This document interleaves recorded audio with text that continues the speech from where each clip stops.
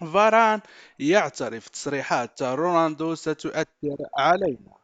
أكد رافائيل فاران مدافع فرنسا أن زملائه في مانشستر يونايتد تأثروا بشكل واضح بتعليقات كريستيانو رونالدو في مقابلة تلفزيونية حول عدم احترامه للمدرب إيريك تين هانغ وشعوره بالخيانة من جانب الفريق الإنجليزي.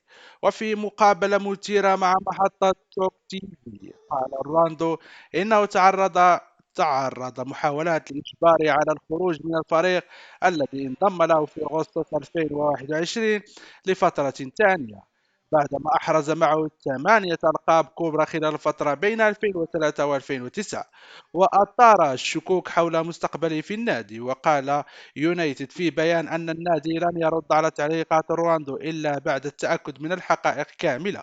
لكن فاران قال إن اللاعبين تأثروا بهذا الموقف. وقال فاران الذي انضم لتشكيلة فرنسا في كأس العالم لإذاعة يورو بي وان الفرنسية: من الواضح أنها أثرت علينا، نحن نتابع ما يحدث وما يقع.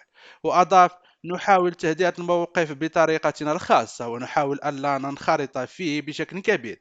ما يحدث في وسائل الإعلام في الأندية الكبرى يكتسب زخما، وتابع: حين يكون نجما مثل رونالدو أو أكبر من ذلك نحاول أن نتعامل بمسافة مع الأمر، وهذا يعني أننا نحاول تغيير الوضع بمفردنا، فنحن جزء من المجموعة.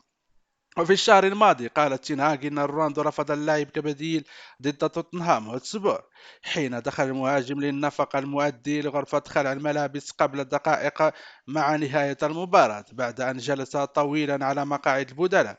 ولم يكن رونالدو البالغ عمره 37 عاما ضمن تشكيلة الفريق التي لعبت بعدها ضد تشيلسي يوم السبت. وقال فاران الذي تزامن مع رونالدو في ريال مدريد أن الفريق سيتقبل أي قرار لإدارة يونايتد. وأضاف: ما أريده هو الأفضل لفريقي، لذا مهما كان القرار فنحن كلاعبين سنتقبله وسنقدم أفضل ما لدينا. وكان جواو ماريو لاعب الوسط البرتغالي قد قال أمس الثلاثاء إن المصافحة المحرجة بين روندو وبرونو فرنانديز كانت نتيجة لمزحة بين زميليه في منتخب بلاده.